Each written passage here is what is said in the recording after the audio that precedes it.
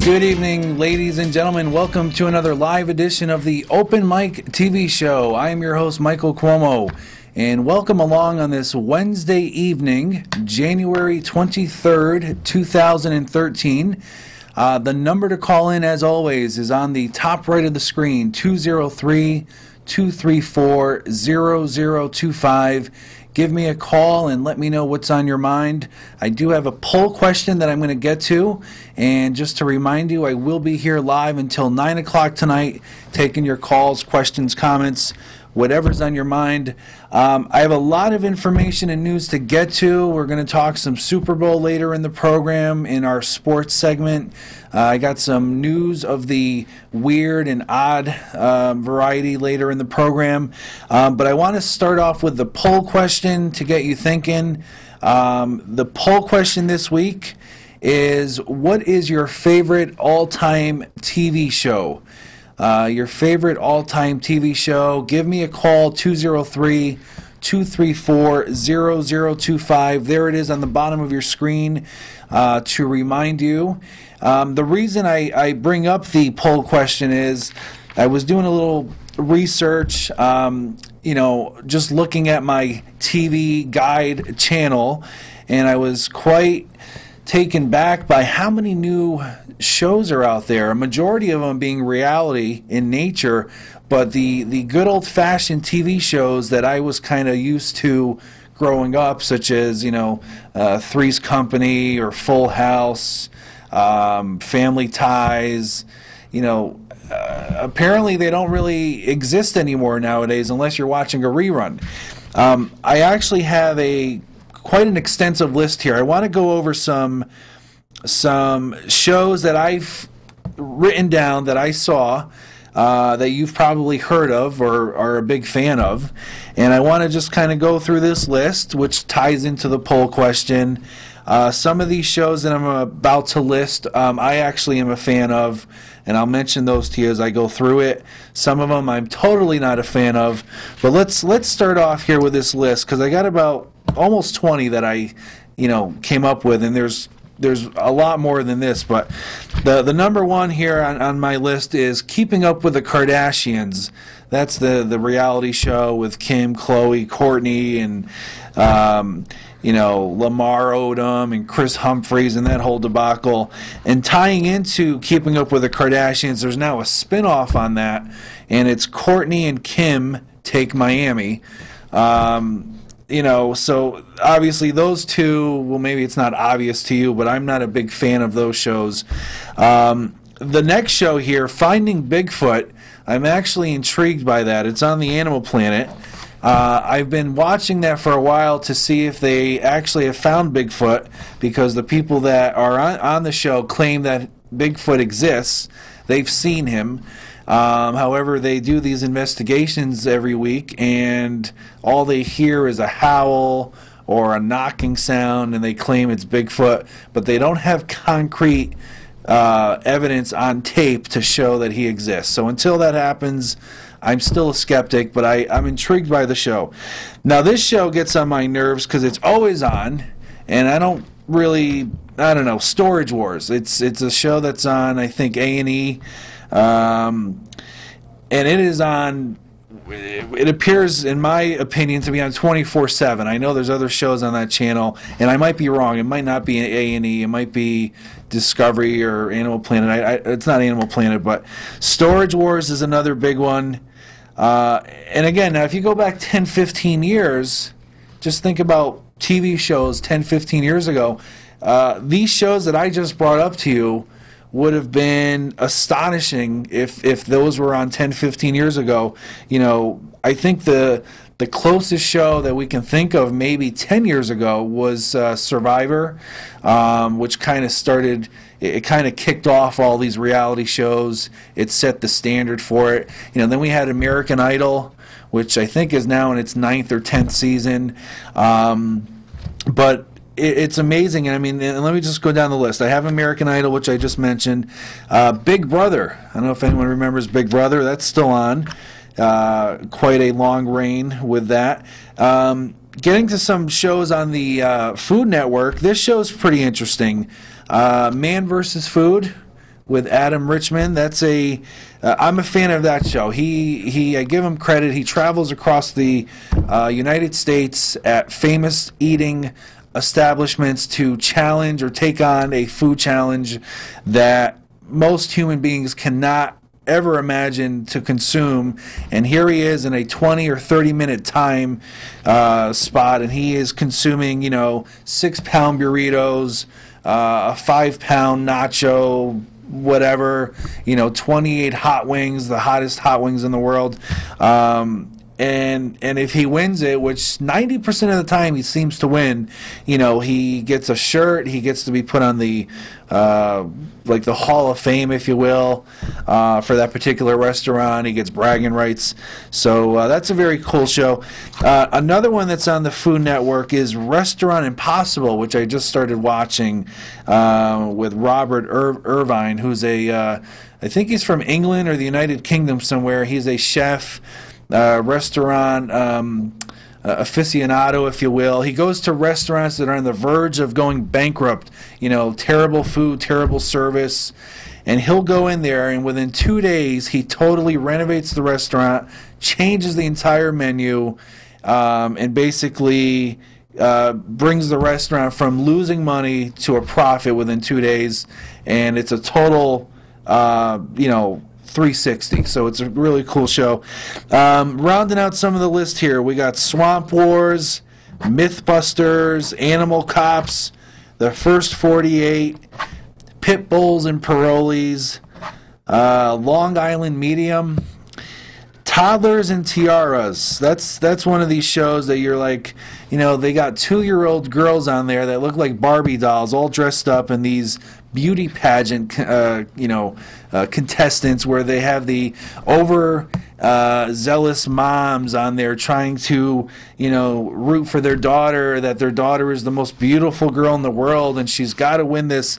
And the pressure they put on their kids is enormous, and you feel bad for these 2-3-year-old girls. They look like they're 8 or 9 or 10, but they're actually 2-3 years old. And the parents are more screwed up than the whole show itself, because they're so adamant and they're so, persistent on their kids. It's a lot of pressure. So I'm not a big fan of that. Toddlers and Tiaras. Snooki and JWoww. That's a spin-off of the Jersey Shore, which is also on the list. Rounding out the list, the last two I came up with, House Hunters and Catfish. So that's about 20, shows that I came up with, and a majority of these, if not all of them, are pretty much reality shows. I mean, this is the point. Where are the good, I know there's still CSI and Criminal Minds, and there's other shows that have had a longer reign that are still on, but a majority of these new shows are now, popping up every day, and they're reality shows. There's also that rapper Ice-T loves Coco. That's another reality show that it's like, do we really care to see their personal life? But I don't know. The ratings must be good because the show is still on the air. But at the same time, there's so many new shows coming up that maybe the ratings aren't so hot with other shows, and there's just a big turnover. So we shall see. But anyway, the poll question, again, tying into all of this information, is what is your favorite TV show of all time? It could be a new show, obviously. It could be a show 10 years old.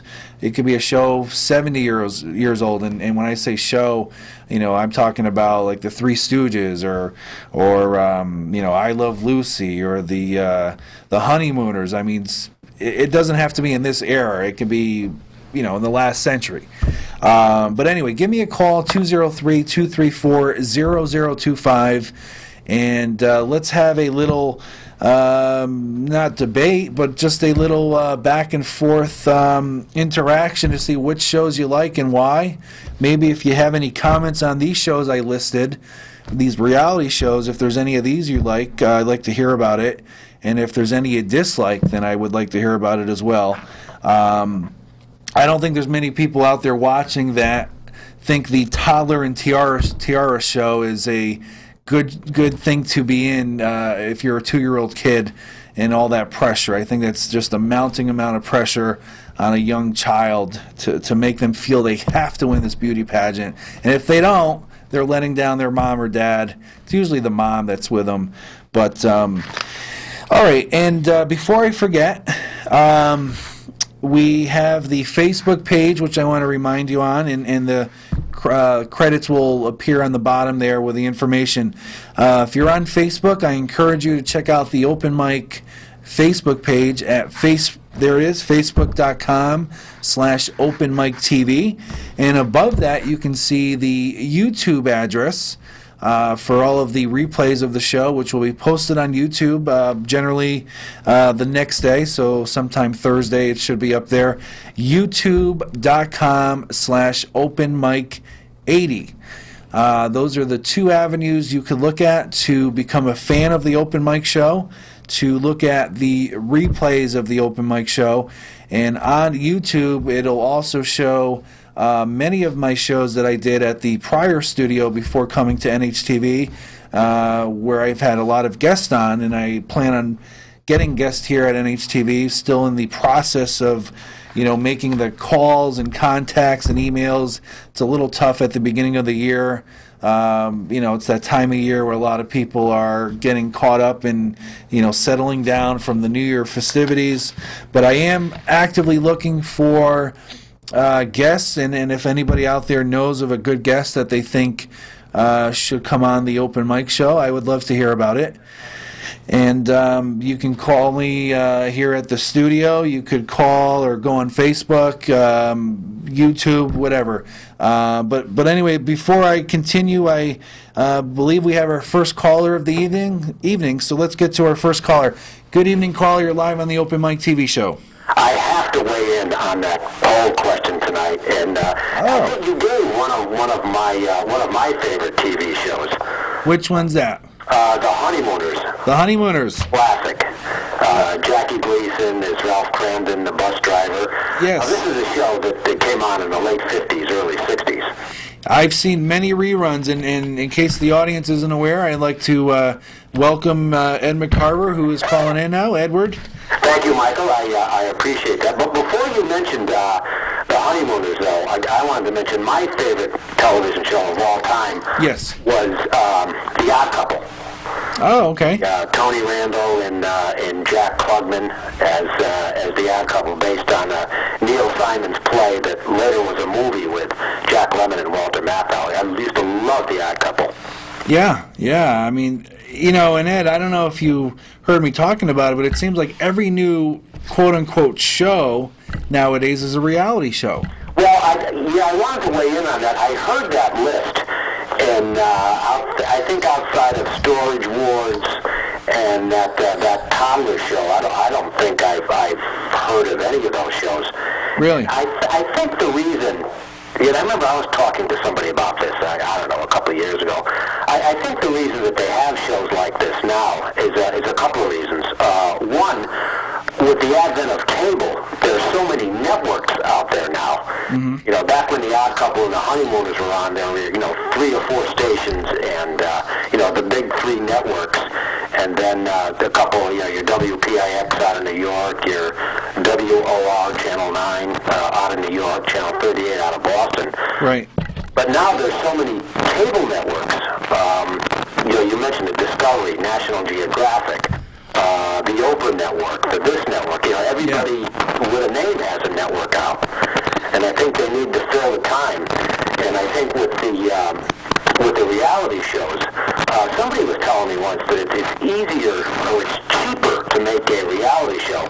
Right. You don't have to pay these big stars.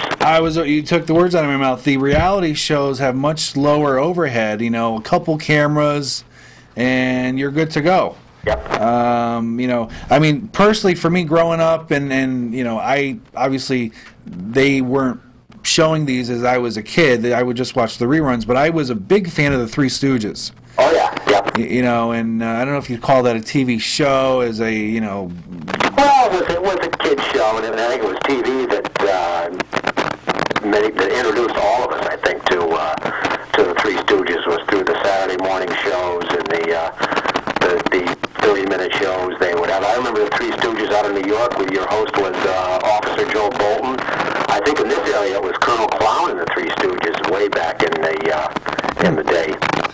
And the other show I really liked, it also starts with a 3. It was Three's Company. Yep, I do remember Three's Company. Not a big fan of it, but I think it was John Ritter. John Ritter, yeah, and Joyce DeWitt. And Summers, was that it? Was that her name? I'm trying to think of her name now. Suzanne Summers, yeah. Yeah, and Joyce DeWitt, that's her name. Joyce DeWitt, yeah, and Mr. Furley, Don Knotts. Oh, Don Knotts, who was originally a star of the Andy Griffith Show. Right, and that's another great show, Andy Griffith. Yeah, Andy Griffith was a tremendous show. Yeah. Somebody told me once, a long time ago, that they said the first reality show on television was in the summer of 1994 when they had the OJ chase. I don't know if you remember, Michael, when they had the... I do. You know, they broke into... Every network was broken into, and you saw the white Bronco going down the freeway. And yes. I think everything just stopped. And everybody was watching that show because it was drama unfolding. Right. And someone said that the O.J. Simpson car chase was probably the birth of reality television. Yeah, I can see that. Because it just got, I mean, everybody just, I remember they showed a tape of a New York Knicks game, and there was murmuring in the audience, and they weren't on the game. Everybody was talking about O.J. Simpson, and it just kind of captured the nation. And then I think the reality show might have been born after that. Right. But well, so your favorite all-time show again is The Honeymooners? The Honeymooners and The Odd Couple. And The Odd Couple, okay. Odd Couple.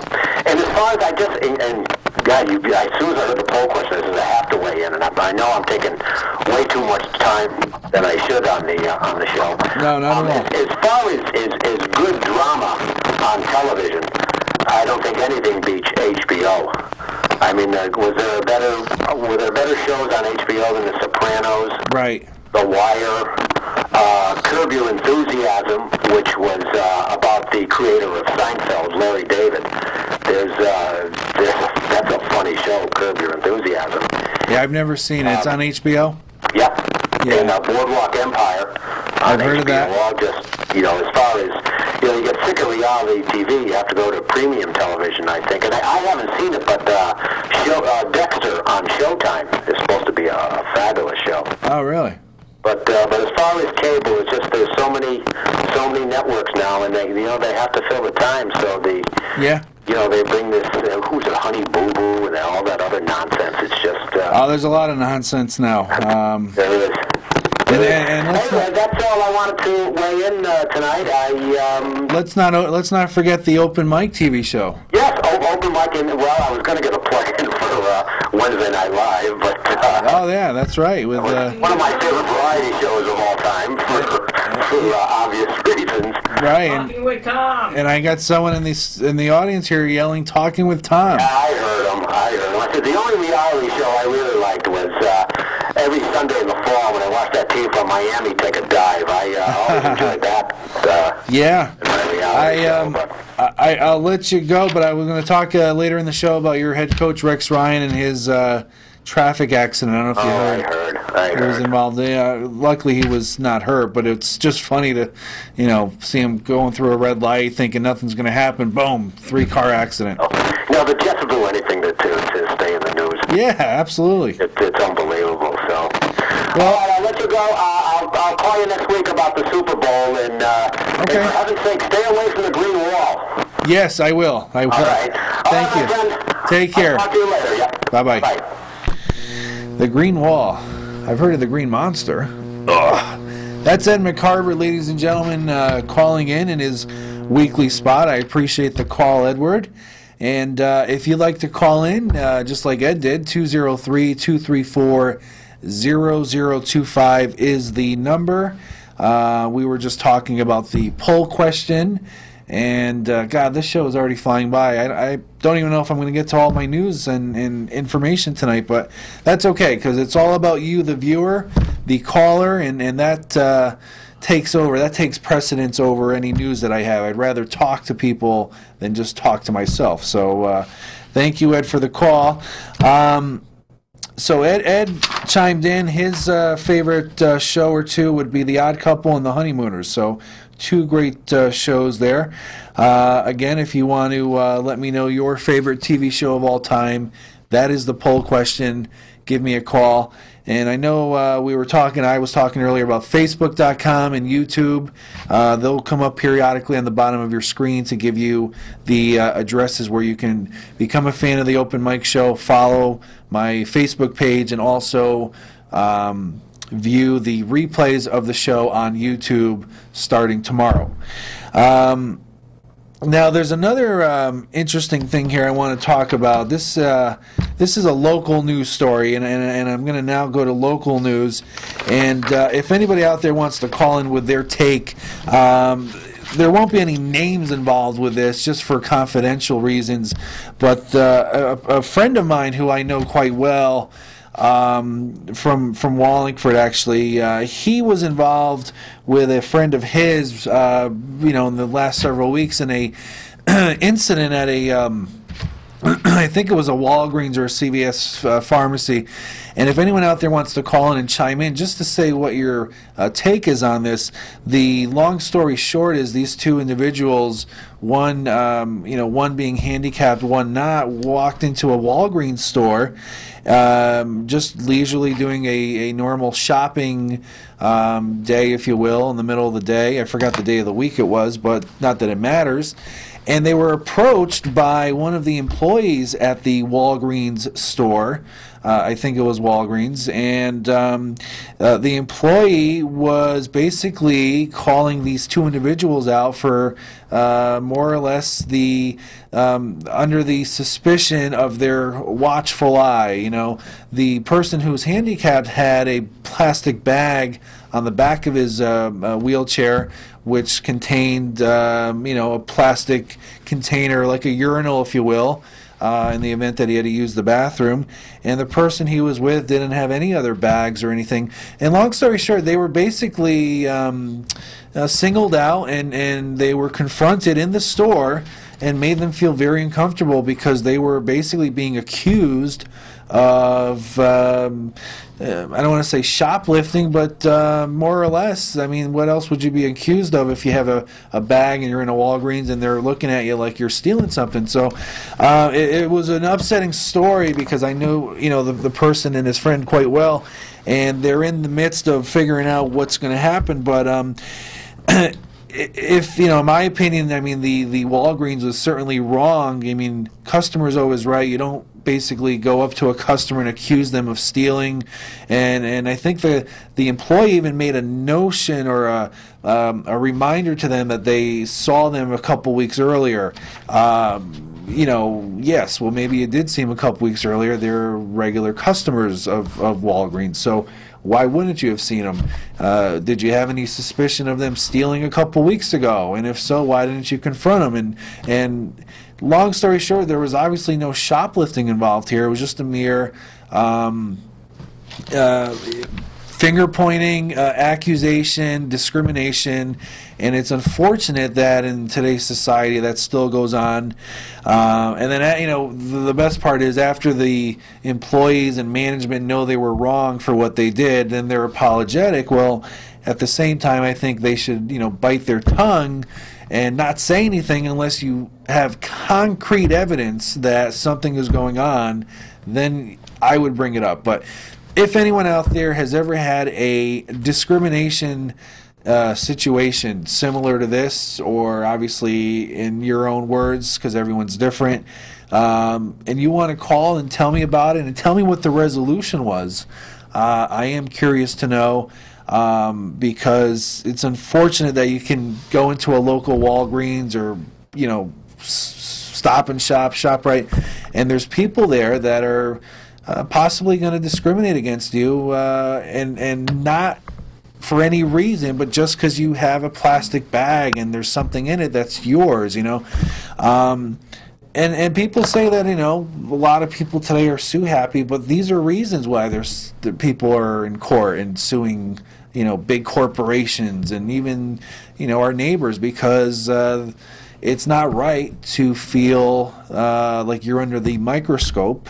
of people in whatever establishment you go in. Unless you give someone a reason not to trust you, I feel you should always have the benefit of the doubt. So we'll leave it at that. Just wanted to basically, in conjunction with this poll question about your favorite TV show of all time, if you have an incident where you were discriminated against at a store or establishment, a company, maybe somewhere you worked, give me a call. I'd love to hear about it and see what the resolution was.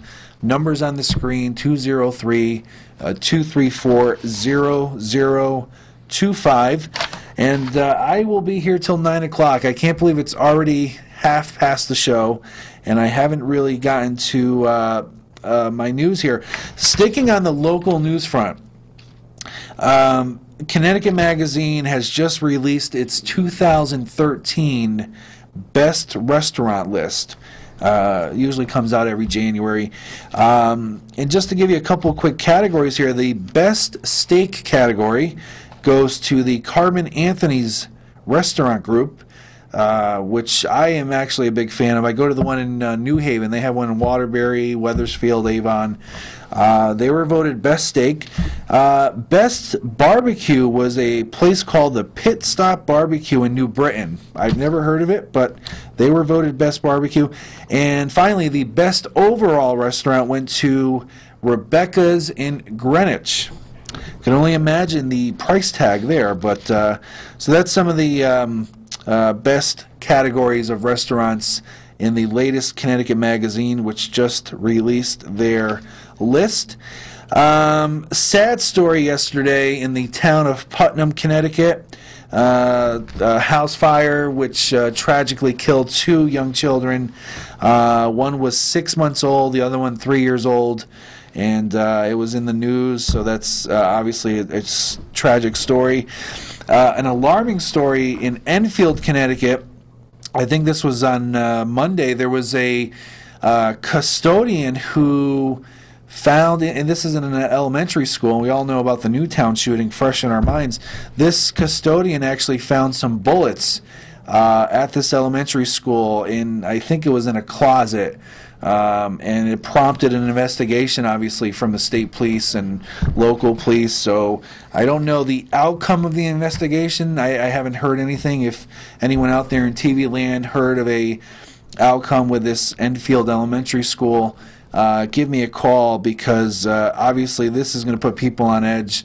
And unfortunately, even with all these tragic shootings, from Columbine to Newtown to the Colorado movie massacre, the unfortunate thing is the stories are not going to stop. You're going to hear about a shooting. Actually, there was a shooting yesterday in Houston at a college campus, and what used to be breaking news and would make the headlines of news is now just normal news. It's almost as normal as a traffic accident caused a major pileup. So it's unfortunate. It's the time and era that we're living in. But anyway, so that's all I really have on the local news front.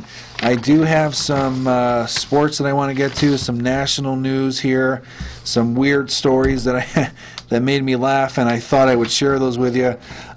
Let's split up some news now. Let's go to some sports news. And as we all know, the Super Bowl 47 is all set for New Orleans on Sunday, February 3rd. At 6:30 is the kickoff, and as I predicted here, sitting here last week in this very chair, I did predict the 49ers and the Baltimore Ravens would play in the Super Bowl. I think I even said, I don't know if I recall doing the point spread last week.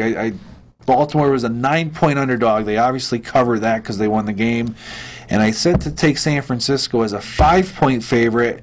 They won by 4, so I lost with 1 point there, but it was close enough. And now the odds makers came out with their line here for the Super Bowl. The 49ers are actually favored by 3.5 points against the Baltimore Ravens. So take it for what it's worth. I will make the prediction next week here on the air, but I think it will be a great game. And, it's the Harbaugh brothers, Jim and John Harbaugh. It's, what are they calling it? The Brother Bowl or the Harbaugh Bowl and all these crazy names. First time ever in the history of the NFL, two brothers are playing against each other in a Super Bowl. They actually played against each other last year during the regular season, and I think Baltimore beat the 49ers 16-6. It was a low-scoring defense, fill type of game. But I would say overall the two games this past weekend were great. It was a great weekend of football.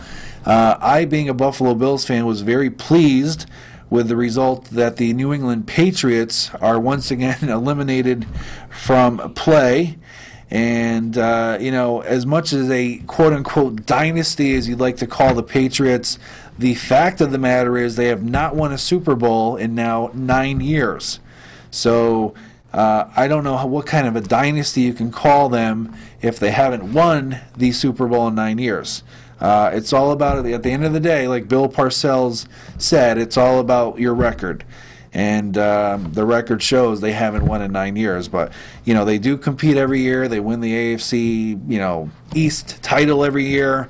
They dominate every year. But once it comes to the playoffs, teams adjust, defenses step up, and they knock the Patriots right out of it. So now this Sunday is the perennial NFL Pro Bowl, which is in Honolulu.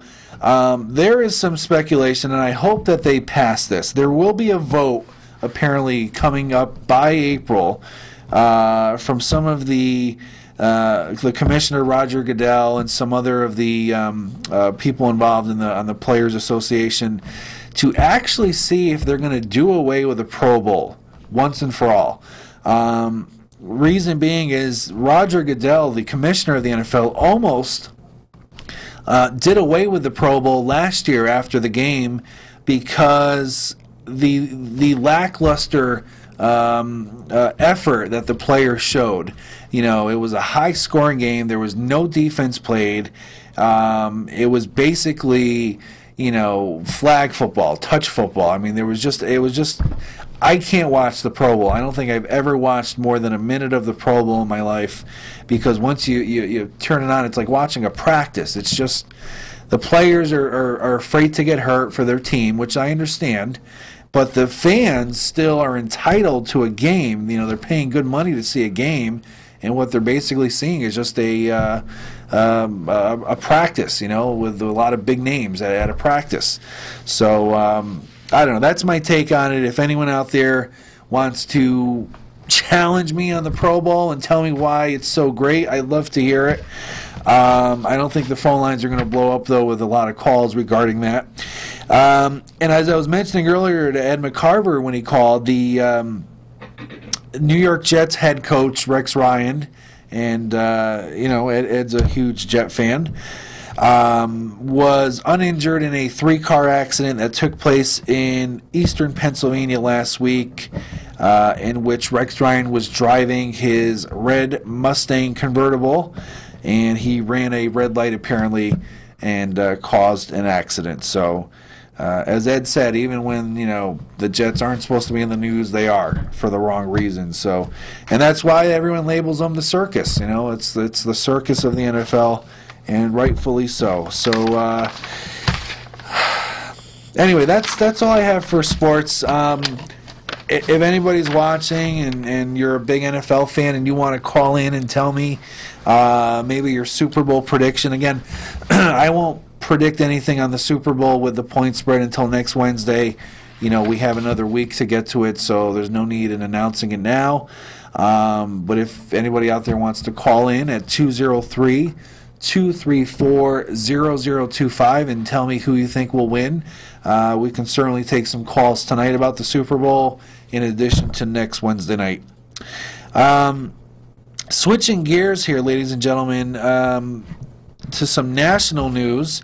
We had the inaugural swearing in of the president this past Monday, which ironically fell on Martin Luther King Jr.'s birthday as well.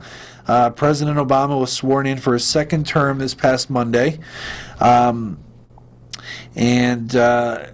Speaking of President Obama, we had this whole Benghazi attack from September 11th of last year. Well, Secretary of State Hillary Clinton today was questioned before a Senate panel, and it was all over the news, basically taking questions about the September 11th attack that killed U.S. Ambassador Chris Stevens. She claims she took full responsibility and takes full responsibility for what happened that day. And speaking of Hillary Clinton, there is a poll just recently released that shows Hillary Clinton is in a head-to-head comparison with Vice President Joe Biden regarding the upcoming presidential election in 4 years. Hillary Clinton was much more popular than Vice President Joe Biden. I forgot the percentage numbers, but she, I think it was a 2-to-1 margin, for what it's worth. There's still speculation she will run in 2016. She still hasn't made up her mind yet. We don't know. Vice President Biden obviously could be a prime candidate for that position in 4 years. But a lot can change, so we'll see. And the last bit of information on the national news is a very troubling story out of Oregon involving some dog abuse here. We had a 20-year-old Oregon man who allegedly attacked his grandmother's 9-pound Chihuahua. Apparently the dog nipped at him, and he punched the dog and put it in a preheated oven, which caused serious burns to the dog's legs. So, crazy story, but let's get to our next caller of the evening. Good evening, caller. You're live on the Open Mic Show. Hey, Mike, how are you? This is John calling in. Hey, John, how are you, sir? Good. Well, what's going on out there? Not as good after the Super Bowl. Oh, yes, that's right, John. You were a Patriot fan. My condolences. Yeah, thank you. What did you think of the game? I mean, you guys were dominated the whole game, especially the second half. I have to agree with you. Yeah. They were well outplayed. Now, who are you going to root for in the Super Bowl? Are you going to root for the Ravens or the Niners? I'm going to root for the Niners. Are you? But if somebody from the AFC can't win, yeah, it has to be the Patriots, but obviously it's not them. Right. So I'd like to see San Francisco win. Okay. Well, I was just mentioning that the 49ers, John, are a 3.5-point favorite over the Ravens in the Super Bowl. But I'm not making any predictions until next Wednesday. All right. Well, let me know so we can call our bookie. Oh, yes, absolutely. We'll cash in like we always do. Now, John, I know you can't watch from where you are tonight, but real quick poll question for you.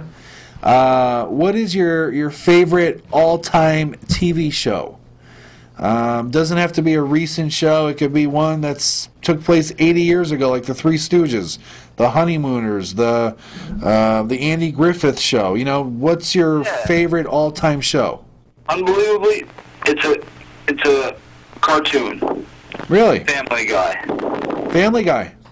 Okay. The guy who created that show, Seth MacFarlane, went to my boarding school, Kent School in Kent, Connecticut. Oh, wow. Okay. That's cool. Yeah. So Family Guy. Okay, well, the other caller called in. He had two. He said The Honeymooners and The Odd Couple. All right, yeah. Those were his two picks. So, well, I do appreciate you calling in, John. Thanks. Yeah. Now I'm watching NHL, and of course the Bruins are losing to New York. Oh, okay. That's right. Hockey's back. I forgot about the NHL's back in full swing, right? It's like Boston versus New York. I'm like, ooh, come on, Bruins, and they're losing. So. Yeah, I'd rather watch paint dry than watch an NHL game. That's just me, though. All continues. Yeah. Well, listen, thanks for the call, and be sure to call in next Wednesday night for my all-important Super Bowl pick. Okay, absolutely. All right, Johnny, take care. Take care. Thanks. Bye. Thank you. Bye-bye. All right. Our another caller there, our weekly caller, John, calling in his weekly spot. He elected to go with Family Guy as his favorite all-time TV show, and I probably should have specified this.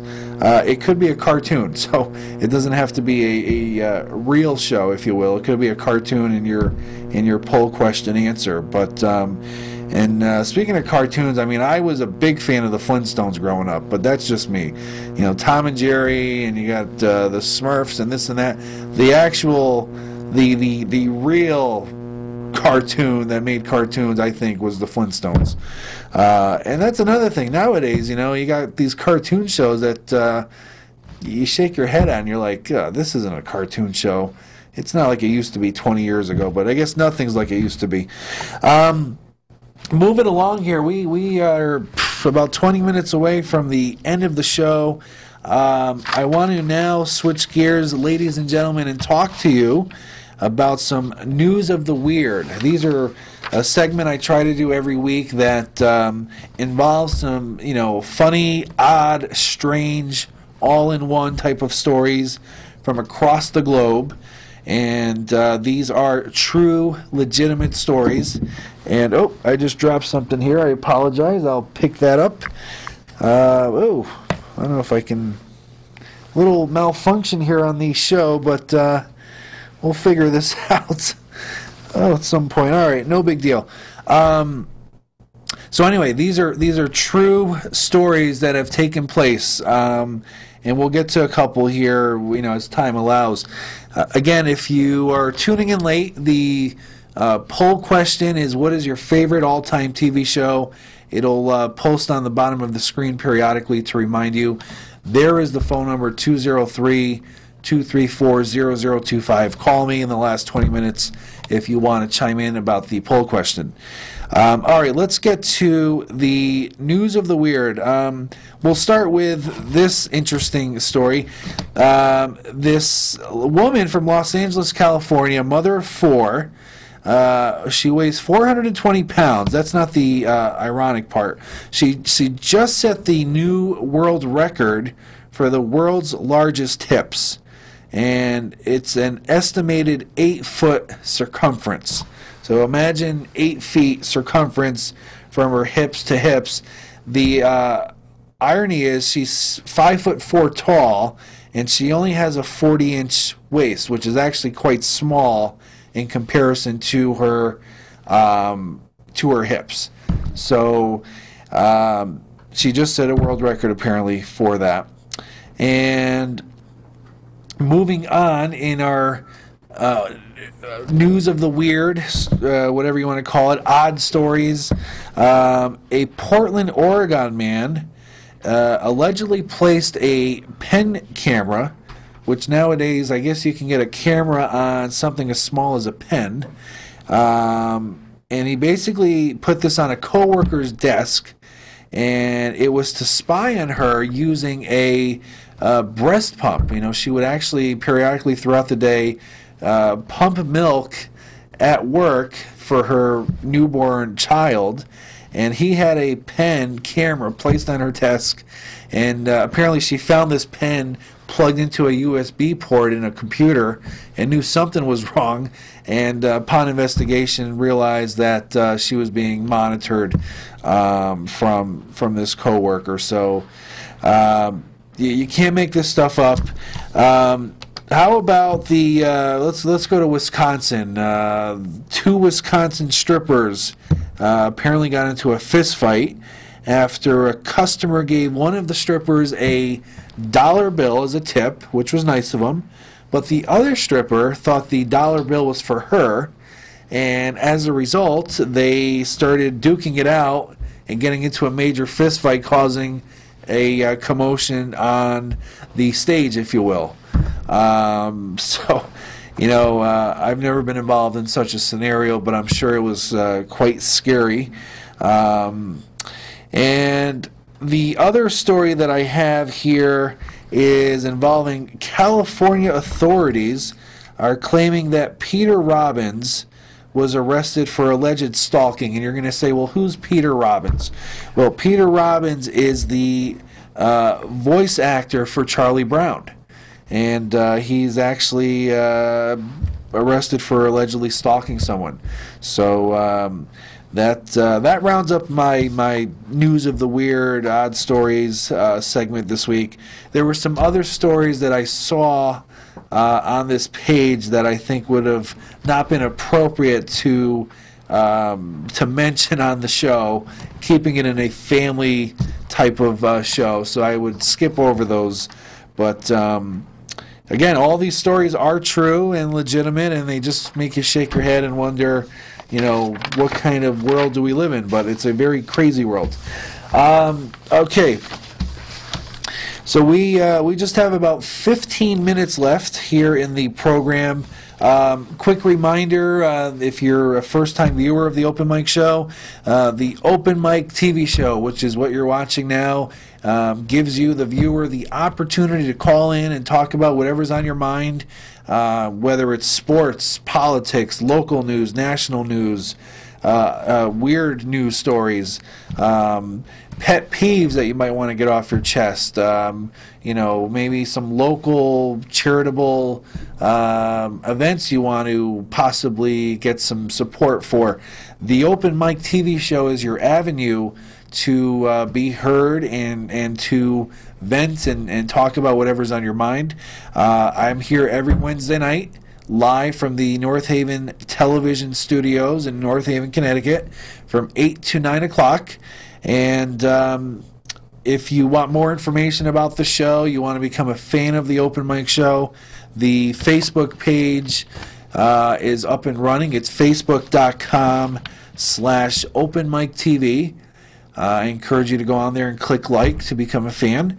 And there's also the YouTube page, which will show a replay of tonight's show. Typically, it's going to be on the YouTube page by tomorrow. And that address is youtube.com/OpenMic80. So just wanted to throw that information out there in case you're a first-time viewer of the Open Mic Show. This is what the show's about. It's a live call-in show that gives you, the viewer, the caller, the chance to express whatever's on your mind and talk about it. So we make it easy for you to talk and call in and, complain, comment, congratulate, whatever you want to talk about. There's a couple other things I want to get to here before we wrap up the show. And again, if you are tuning in late, and obviously by now the show is late, if you want to call me with your poll question answer, it is, what is your favorite all-time TV show? We had some calls from Family Guy was one, The Odd Couple, and The Honeymooners. Those were a couple of the answers so far. The phone number to call in, 203-234-0025. Let me know what is your favorite TV show of all time. And as we move on through the weeks, ladies and gentlemen, I will have some trivia questions, which, as you can see here, the Open Mic mug.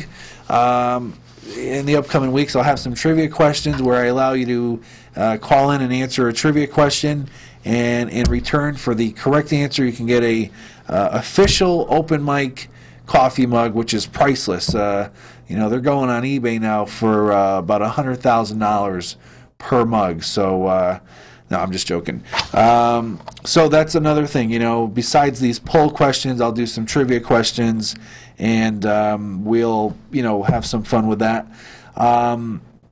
Next week again at 8 o'clock live will be my show, and we'll talk probably more. We'll talk about the Super Bowl.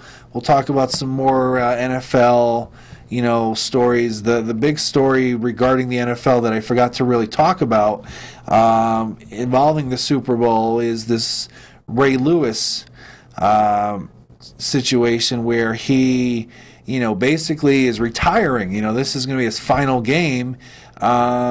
And he didn't play most of the season due to a arm injury. He started playing in the playoffs, and they beat Denver. They beat New England, and nobody gave him this much of a chance. They thought, obviously the Ravens wouldn't be in. So now he is in his final game ever, and in his very first Super Bowl. And it's ironic because imagine playing in your final game in your NFL career, and it happens to be in a Super Bowl. I mean, it can't get any better than that. So it's setting the stage. I know it's brother against brother, which is the first time ever, which is pretty cool. But it's very cool in the sense that Ray Lewis is playing his final game, and he's going to put in whatever he has to try to win a Super Bowl title. And there's also speculation that once Ray Lewis does retire, he already has a contract or a deal set up with ESPN to become a commentator or an announcer, if you will, a broadcast journalist. So he's going to be all set for a while. So anyway, we'll address more of the football Super Bowl next week. No need to bring it up now. We still have a whole week to get through.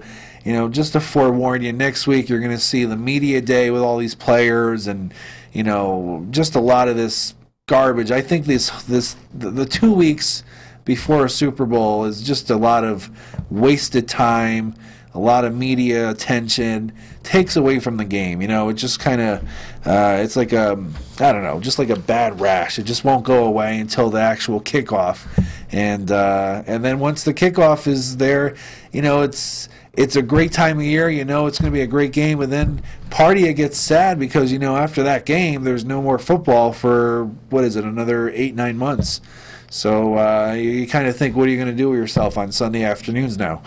But so anyway, I'm just trying to recap some news stories here. I think I may have had another story here. Oh yeah, in the local news story, there was another Roman Catholic priest here. We always hear about these stories. This one, I guess, fortunately, doesn't involve a child, if you will, in this allegation. But let me get to the story. It's a suspended Roman Catholic priest from Waterbury has pled not guilty to federal drug charges, which accused him of taking more than $300,000 from sales of methamphetamines. So this is I forgot the priest's name. I should have written it down. But it's another one of these stories, and unfortunately we always hear about Roman Catholic priests being in the spotlight for, committing sexual acts on children, similar in style to Jerry Sandusky from Penn State, which was a tragedy. But this is actually one of the new stories for me. I haven't heard of too many priests, Roman Catholic priests, being accused of money laundering here from sales of methamphetamines. It's actually, I don't think I've ever heard of this until today. So I guess, you never know what you're going to hear in the news. And we have about 5 minutes left in the program, ladies and gentlemen. For some reason, tonight's show flew by. I don't know if it was the enormous list of TV shows that I talked about in the beginning of the program. Again, most of them being reality in nature. We'll just quickly recap. Keeping Up with the Kardashians, Man vs. Food, Swamp Wars, Pit Bulls and Parolees, Toddlers and Tiaras, Long Island Medium, Courtney and Kim Take Miami, Catfish, Jersey Shore, Big Brother, American Idol, Survivor, Swamp Wars, Animal Cops, First 48. I mean, there's just a slew of reality shows here that, and Ed did make a good point. As the cable channels expand, you get these offers now with satellite or Comcast or whoever you have, 400 channels, 500 channels, which I don't know how anyone could possibly view 400 or 500 channels if you work and have a family. But besides that, as the channels keep expanding, there's more and more room for these shows to appear. and that's what we're seeing. And with that low overhead, like I mentioned, if you have a couple cameras and a couple volunteers, you're good to go. But, you know, some of these shows, like I said, are interesting. I'm not bashing them all. I'm a big fan of the Finding Bigfoot show, just because I think it's very cool the way they do it at night, and they try to communicate and find Bigfoot, you know. I don't know, maybe it's the kid in me that still thinks the Loch Ness Monster exists, but so that's it. We probably won't get many more calls, seeing that we're going to wrap things up regarding the poll question. I'll try to work on a trivia question for next week, where we could, like I said, give away an open mic mug for the person who answers the trivia question correctly. And I think next week we'll also delve into maybe what are your Super Bowl plans? What's your annual, what do you typically do every year for Super Bowl Sunday? We'll talk a little bit about that next week. Is there a typical day? Do you have a ritual where you might go somewhere, or do you host a party? Do you wear a certain thing on Super Bowl Sunday? Do you eat a certain thing on Super Bowl Sunday? We'll kind of, I'll delve into some of those questions next week as well. And again, I'll have my all-important Super Bowl pick with the point spread. We'll see where the line goes from here. It might go up, it might go down, but I think it's going to be pretty much around the 3 to 4 point range. And again, before we close the show, all the line means, for people that aren't familiar with the odds makers, is they set the line or the point spread just right, where they want to get enough action on the favorite along with the underdog. So there's no lopsided amounts of money going on either side. They want it to be evenly distributed or bet on, and that's why they make the line attractive or appealing, so no matter which way you play, they still make their money, because if you lose, they get 10%, which is called the VIG. So that's how they're making their money. So, for example, if the 49ers were 15-point favorites, then everybody would obviously pick the Ravens, and odds are the Ravens would cover. So they got to make it within a reasonable number there. Well, ladies and gentlemen, we are just about out of time. I want to thank you again for watching the Open Mic TV show. Check out the Facebook page. Check out the YouTube page with tonight's replay coming up tomorrow. And then check me out, obviously, next Wednesday night at 8 o'clock. And, Tuesday, a reminder, the Talking with Tom anniversary show will be here at 7 o'clock. So be sure to check out the anniversary show with Tom. I will be here. I know Ed McCarver, who called earlier, will obviously be here, who is Tom's co-host. So for everyone here at the NHTV studios, I am your host, Michael CUOMO, and I will see you next Wednesday night at 8 o'clock. Good night, everyone.